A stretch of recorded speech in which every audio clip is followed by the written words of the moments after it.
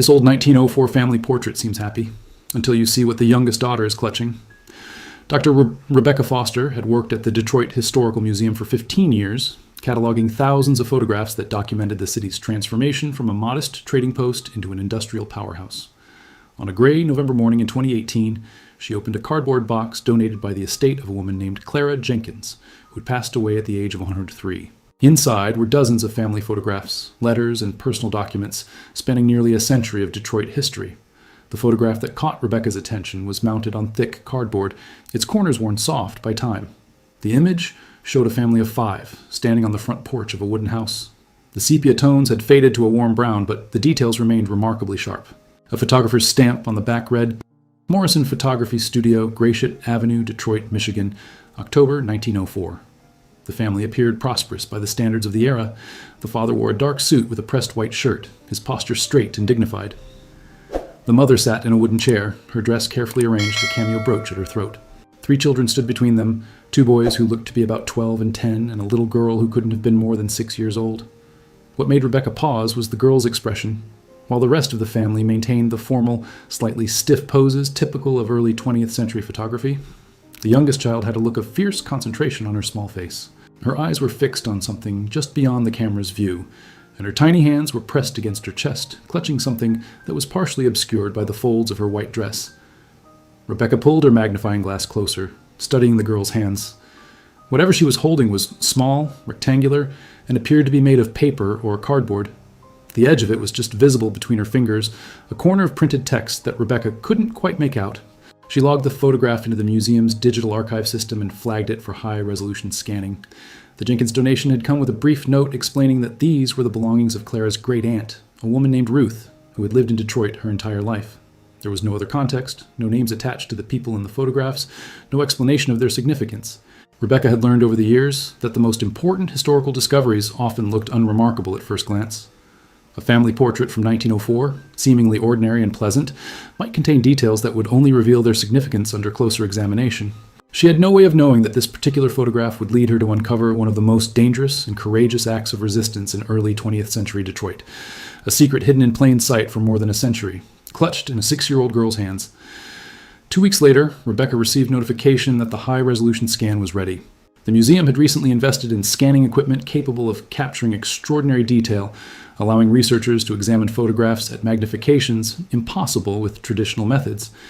She settled at her computer with a cup of coffee, expecting a routine cataloging session.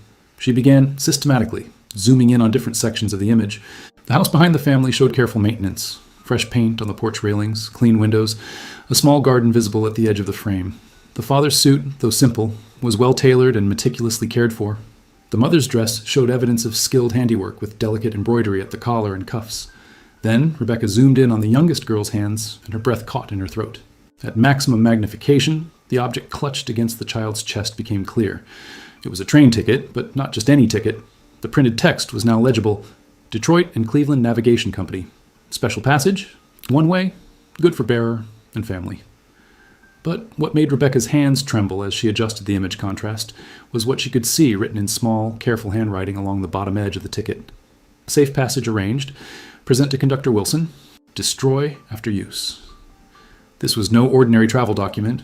The phrasing, the handwritten instructions, the way the child held it as if her life depended on it, everything pointed to something far more significant than a simple family trip. Rebecca zoomed in further on the girl's face. The fierce concentration she had noticed before now made perfect sense. This child wasn't just posing for a photograph. She was guarding something precious, something dangerous, something that needed to be documented but also protected. Her small fingers gripped the ticket tightly enough that Rebecca could see the tension in her knuckles, even across more than a century of distance. The date on the ticket was partially visible, October 18th, 1904. The same month the photograph was taken. Rebecca cross-referenced this with her knowledge of Detroit history. In 1904, the city was experiencing rapid industrial growth, attracting workers from across the country. But it was also a destination for black families fleeing violence and oppression in the South, families who needed help, protection, and above all, secrecy.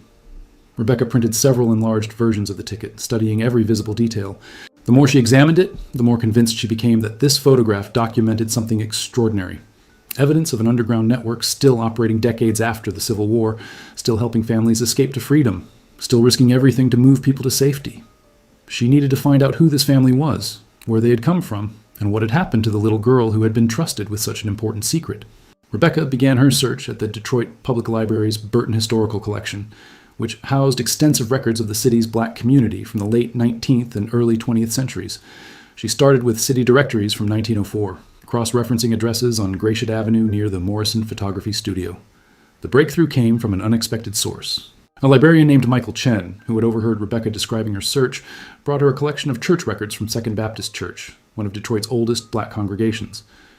If a black family was living in Detroit in 1904, Michael explained, there's a good chance they were connected to Second Baptist. The church was central to the community, especially for families newly arrived from the South. Rebecca carefully turned the pages of the membership ledger. In October 1904, a new family had been registered, Thomas and Catherine Price, along with their 3 children, William, James, and Ruth. The address listed was on Brush Street, just a few blocks from Gratiot Avenue. The registration noted that the family had recently arrived from Birmingham, Alabama. Ruth, the same name mentioned in the donation note. Rebecca's pulse quickened. She cross-referenced the name with the museum's donation records and found confirmation. Clara Jenkins had written that the photographs belonged to her great-aunt Ruth Price, who had been born in Birmingham in 1898 and had lived in Detroit until her death in 1982 at the age of 84. Rebecca now had a name and a timeline. Ruth Price, 6 years old in the photograph, clutching a ticket that promised safe passage for her family's escape from Alabama to Michigan. But the bigger questions remained, why did they need to escape? Who had arranged the passage, and why had they documented it in a photograph, risking exposure? She turned to historical records of Birmingham in 1904. What she found was chilling. The city was in the grip of violent racial oppression.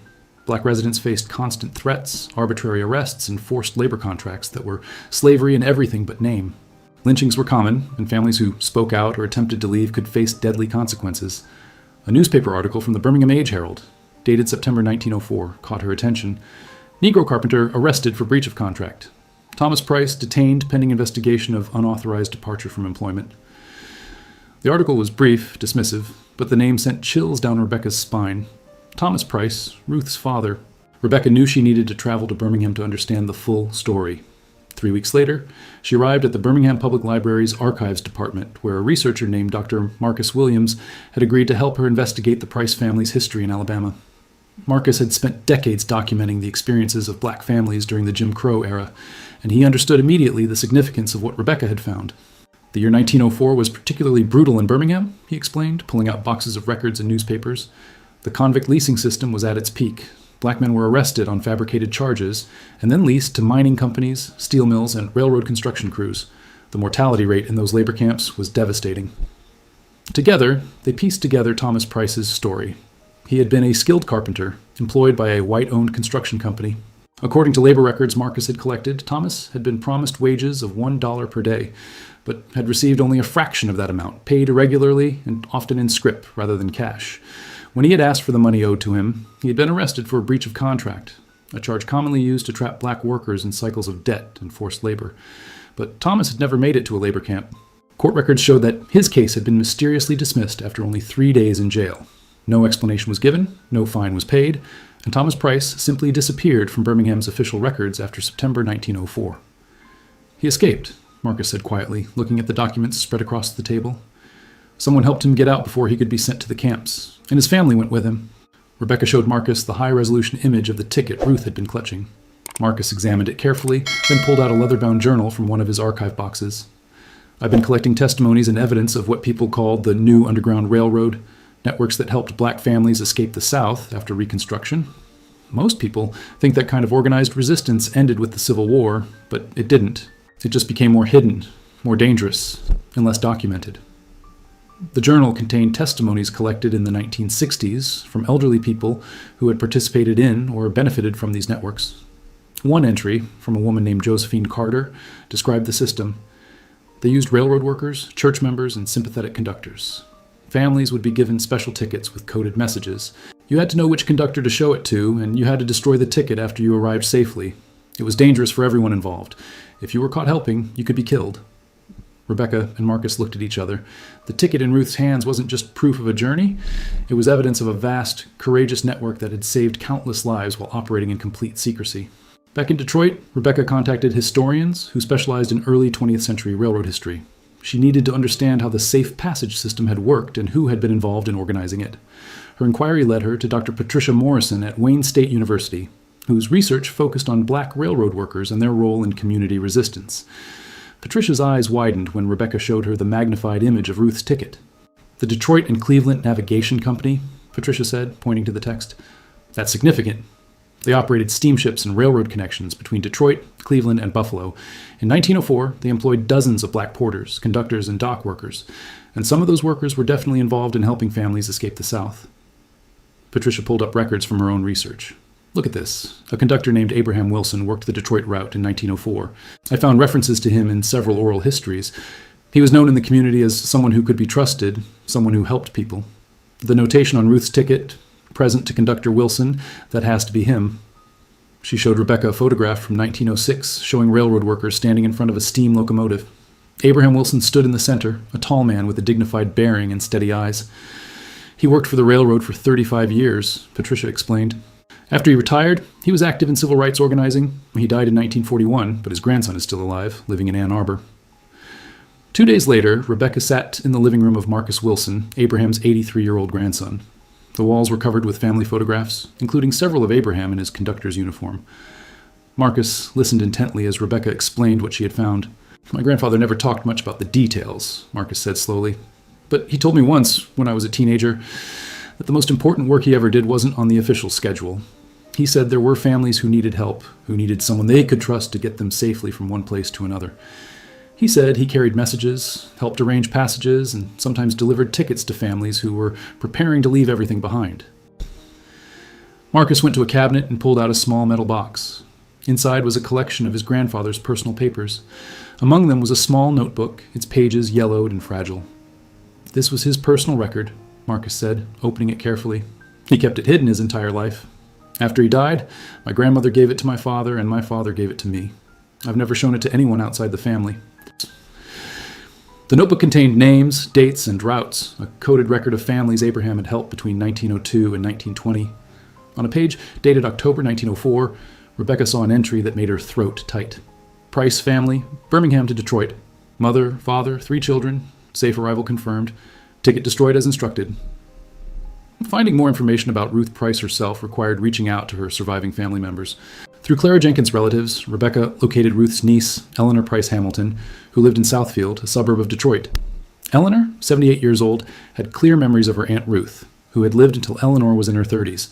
"Aunt Ruth was the most dignified woman I ever knew," Eleanor said, welcoming Rebecca into her home. "She became a teacher, spent her whole career educating black children in Detroit schools. She never married, never had children of her own, but she treated every student like they were her own family. She used to say that education was the one thing nobody could take away from you, no matter how hard they tried." Eleanor brought out a wooden chest that had belonged to Ruth. Inside were lesson plans, report cards, letters from former students, and a small leather diary. "She kept this diary from the time she was about 12 until she was in her 20s, Eleanor explained. "I read some of it after she died. She wrote about the journey from Alabama, about what her family had escaped." With Eleanor's permission, Rebecca carefully read through the diary's early entries. Ruth's handwriting started out childish and uncertain, but grew more confident over the years. An entry from 1910, when Ruth would have been 12, described the 1904 escape. "I remember being so scared on the train. Mama told me to hold the ticket close and not let anyone see it, except the conductor," she pointed out. "She said it was our key to freedom, but also dangerous if the wrong person saw it. Papa took us to the photographer before we left Detroit Station because he wanted proof that we had made it, that we were safe, that we were free. He told me to hold the ticket in the picture so that someday someone would know how we got here and what it cost." Another entry from 1915 was even more revealing. "Papa told me tonight about Birmingham, about why we had to leave. He had asked for the wages he was owed, and they arrested him for it. He said in Alabama, asking for what you'd earned could get you killed or sent to a place where you'd work until you died. A man from the church helped him escape from jail. A network of people helped us get to Detroit, people who risked their lives so we could be free. Papa said we had a duty to remember, to document, to make sure the truth wasn't forgotten." Ruth had fulfilled that duty. She had kept the photograph safe her entire life, had preserved her father's story, and had passed it down through her family. The ticket she clutched in that 1904 portrait had been destroyed as instructed, but its image remained, proof of a journey, a network, and an act of courage that had saved a family. Rebecca's discovery of the Price family's story opened doors to understanding a much larger historical phenomenon. She collaborated with Marcus Williams in Birmingham and Patricia Morrison in Detroit to map out the extent of the new Underground Railroad that had operated in the early 20th century. Their research revealed a sophisticated network spanning multiple states. Church congregations in the North and South maintained quiet communications. Railroad workers, both black and white, passed information about safe routes and trustworthy contacts. Families who had successfully escaped often sent money back to help others make the journey. The system operated through coded language, trusted intermediaries, and careful documentation that was meant to be destroyed after use, which made Ruth's photograph all the more remarkable. Patricia found records of at least 30 other families who had arrived in Detroit between 1900 and 1910 under similar circumstances, helped by the same network that had assisted the Prices. Each family had fled specific threats: arrests on fabricated charges, forced labor contracts, racial violence, or economic exploitation that amounted to slavery in practice, if not in name. Marcus discovered documentation in Birmingham of the people who had helped families escape. Many were members of black churches who used their positions as domestic workers, deliverymen, or in other roles that allowed them mobility to carry messages and coordinate departures. Some were white allies, Quakers, and other religious groups who saw helping families escape as a moral imperative. And some were railroad workers like Abraham Wilson, who used their access to transportation to move people to safety. The risks were enormous. In the South, anyone caught helping a black person escape a labor contract or evade arrest could face criminal charges, violence, or death. In the North, those who assisted fugitives could be prosecuted under laws that technically still required the return of people fleeing legal obligations, even though slavery had been abolished. Yet the network persisted. Rebecca found evidence that it operated until at least 1920, helping thousands of families relocate to northern cities where they could build new lives with greater safety and opportunity.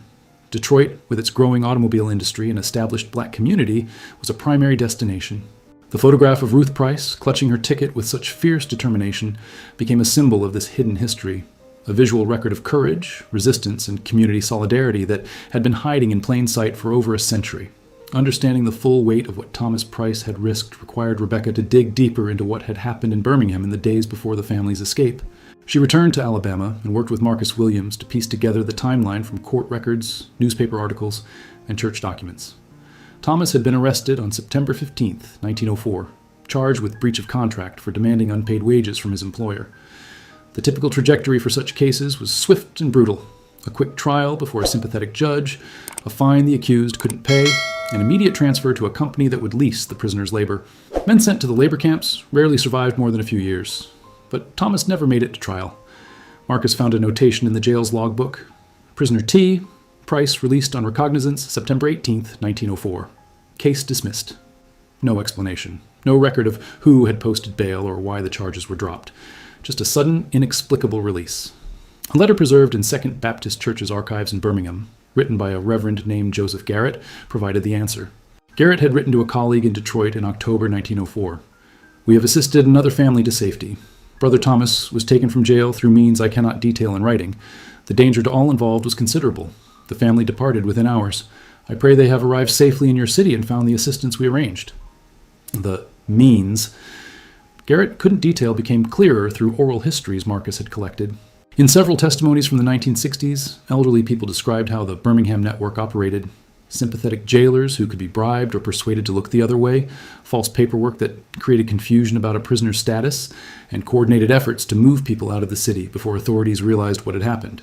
Thomas had been given perhaps 24 hours warning that his release had been arranged and that he needed to leave Birmingham immediately with his family. Everything they owned had to be abandoned. Catherine had packed what they could carry: clothes, a few precious photographs, documents proving their marriage and their children's births. They had left their home, their community, everything familiar, with no guarantee they would reach safety. The train journey from Birmingham to Detroit took approximately 36 hours, with changes in Nashville and Cincinnati. For those hours, the family lived in constant fear of being stopped, questioned, or sent back. The ticket Ruth held was their protection, but also their greatest vulnerability. If the wrong person saw it, if they showed it to the wrong conductor, the entire plan could collapse. Thomas had documented that moment of terrible uncertainty in the photograph, showing his family safe in their new city, while his youngest daughter still clutched the evidence of how they had arrived. By early 2019, Rebecca had compiled her research into a comprehensive exhibition for the Detroit Historical Museum titled Hidden Passages: The New Underground Railroad in the Industrial Age. The centerpiece was the Price family photograph, displayed alongside the documentation Rebecca, Marcus, and Patricia had gathered. The exhibition drew immediate attention, Descendants of families who had made similar journeys contacted the museum, sharing their own stories and photographs. A pattern emerged. Many families had documented their arrivals in the North through formal portraits, marking the moment they reached safety and began new lives. Among the visitors was Eleanor Price Hamilton's daughter, Dr. Lisa Hamilton, who taught African American history at the University of Michigan. My great-great-aunt Ruth's photograph has given voice to thousands of people whose stories were never recorded, Lisa said at the exhibition's opening. These families weren't running from slavery. They were running from the systems that replaced slavery, the laws and practices designed to keep black people in bondage by different names. This photograph is evidence of their courage and of the networks that made survival possible. The photograph also inspired new research. Historians began systematically examining photographs from the early 1900s, looking for other instances of families documenting their escapes or preserving evidence of the assistance they received. Several more examples emerged, each adding detail to the understanding of how the network operated. Patricia Morrison expanded her research on railroad workers' involvement in the network, identifying at least 15 conductors and porters who had helped families travel safely between 1900 and 1925. Their descendants formed a collective to preserve and share these stories, ensuring that their ancestors' courage would be recognized. Marcus Williams worked with communities in Birmingham to document the people who had helped families escape, creating a memorial to their bravery. The memorial included the names of dozens of people, church members, workers, and ordinary citizens, who had risked everything to help others reach freedom. Ruth Price's diary, with her careful documentation of her family's journey and her father's explanations of why they had to flee, was published in an annotated edition. Her words provided a child's perspective on the terror and hope of escape, making the historical reality immediate and personal for contemporary readers. The photograph's impact extended beyond academic circles.